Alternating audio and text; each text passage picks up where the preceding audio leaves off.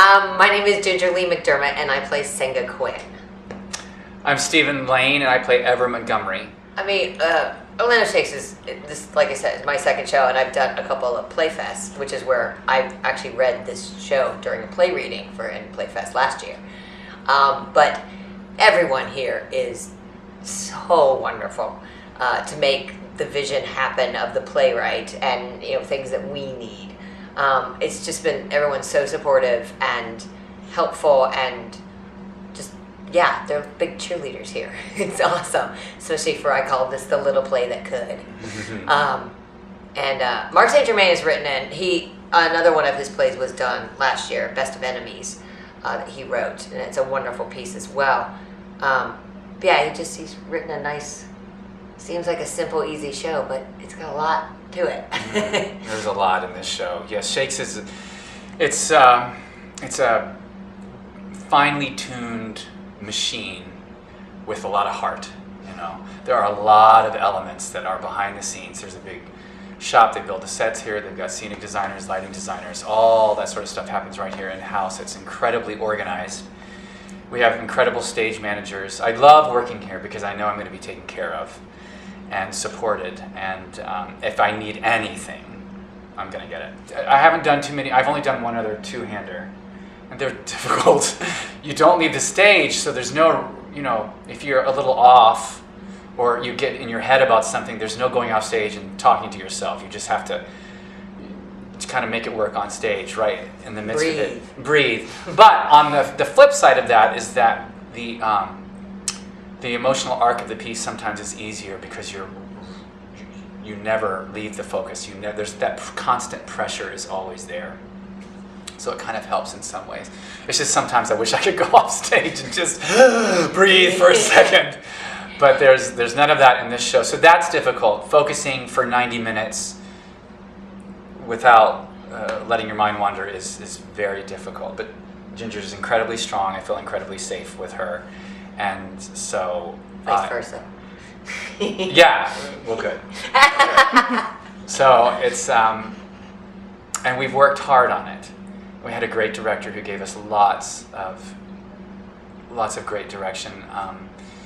The rehearsal process, especially, I think, with a two-hander, is you get to be so creative, And, you get to try ideas, which is just two of you, as opposed to 20 of you. You have a little bit more input, and I felt like we had a lot of input with this show. And we got a lot of great input. A lot of the bits that you see, or maybe the timing of some things, was our director and Jim, the artistic director. We got to get his input as well. Even Senga says, I'd rather have one good friend than 100 hi, how are you, not that I care, acquaintances, because that's what we do. We're taught to be, you want to. Everyone is a human being. Whatever your opinion about said human being is, you're nice. And sometimes it's acting, because you can walk away and scream and yell. But there is a little bit of that. But the change I think that Ever's talking about is in here. Do you have the ability to change your mind about people, about things, about the world around you? Can you use a recyclable bag when you go to the grocery? How hard is that for you? How hard is that change for you to not just have your plastic bags? It's simple things like that to help the environment. Could you stop driving your car and ride a bike more? These are all change things that are difficult. But how willing are you to change for the betterment of the world or yourself? Yeah. As far as becoming different people in plays, I'm of the philosophy that because I've experienced every emotion and everybody else has, frustration, anxiety, fear, what have you, I can bring my true, actual feeling to the part. So as much as it possible for me to be me in the role, I try to do that, because then you don't have to pretend, you're just real. And then I will accentuate certain aspects of a character and then de-emphasize other parts. I love eye contact. Which is hard for him because he cannot make eye contact with me hardly at all in the show. Yeah, which was incredibly difficult for me in the play. And when he does, he gets stuck, and I see him go, darn it! I see you look at me, and if I'm looking at you too, I was like, I got you. So that was one of the things that I had to figure out that I had to layer on top of it. But you always want to go for truth, because that's what all art is about truth. And people can identify truth. Whether or not they can articulate what's going on, they can identify if something's true, because it will resonate with them. And so that's my number one goal when portraying a character. And of course we do act what you mean by that is pretend in real life, because we might have an opinion that would be hurtful. Yes. Ever doesn't really have that edit button. Thank you. And we need it, But having said that, what would we be like if we thought, I care less about what somebody thinks, I'm going to be more authentic about who I really am.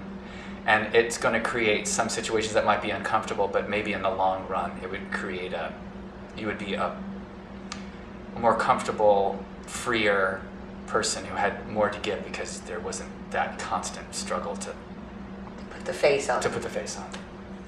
He takes everything literally, and so all my jokes and things, she's actually being mean. She knows he doesn't like jokes. Let's tell you some jokes, see what happens. Because he just pushed my button, so I'm now pushing his button, and let's see what happens. And as they both figure out that they do research on each other, both of them, to say, okay, wow, maybe, and he just tried to change for me. I was just a jerk. Maybe I should do something for him. Mm-hmm. And whereas somebody who doesn't have Asperger's might give up quicker, one of the strengths of someone with Asperger's is that their ability to focus on something and just be like a dog with a bone. And even though it'll be painful, they don't let it go, because that's their focus and that's their interest. And Senga becomes that forever. So he's willing to go through pain. Go through pain in order to stay with her. And she needs that. I think, Stephen thinks that Senga needed someone to push through that. Senga needs someone who won't lie to her. Yeah. And who will be there. Yeah. Even though she tries to shove me away. Yeah. Because she doesn't want anyone. But yeah, he's the one that what she realizes that he has never, throughout the whole time he's known her, he's never lied to her. And that's a huge deal, so that's why she decides to. And I lie all the time. As fun as this is a rough one to go on the journey, especially because Senga is just so angry about life and everything. That's her shield, it's her wall. And then this idiot comes in. And she's just fascinated by how weird he is. And yet he is saying things to her in his way of not editing that hit her, and most of the time it's why she kicks him out. But then she has to really think about it. He can't lie, so I'm doing something. And she even says when she goes to the psychiatrist that she says, tell me about yourself, and all Senga can say is I'm a dancer. She has nothing else to say. Yeah. And then I think this is very scary for people, because they do find that place where they're successful in life. And if that is taken away from them, who are they?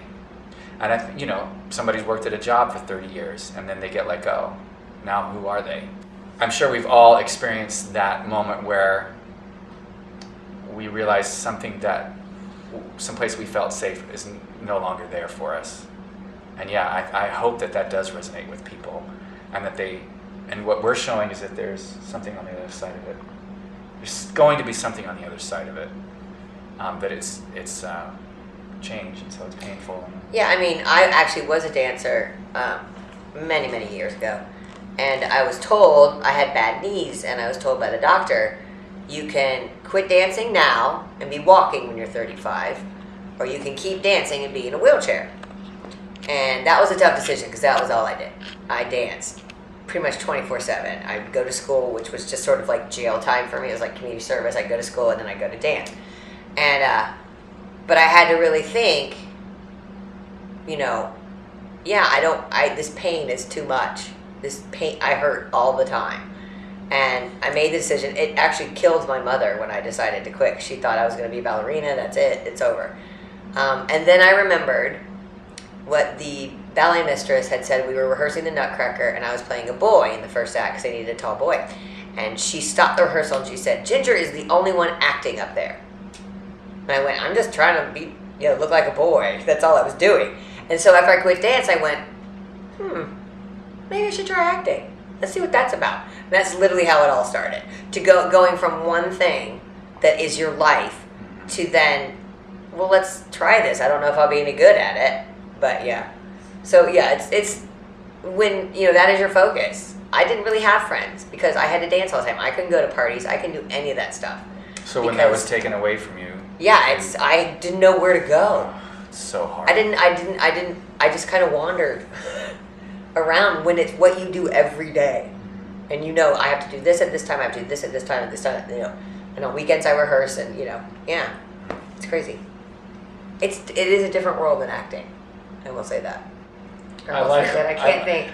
There's a couple laugh lines in there that always get laughs, and so I look forward to those lines because I know they're going to get a good solid laugh. The J.P. Morgan Chase American Hunt, that always gets us a big laugh, but as a rule, we've been getting a lot of laughs, and that's, Mark St. Germain.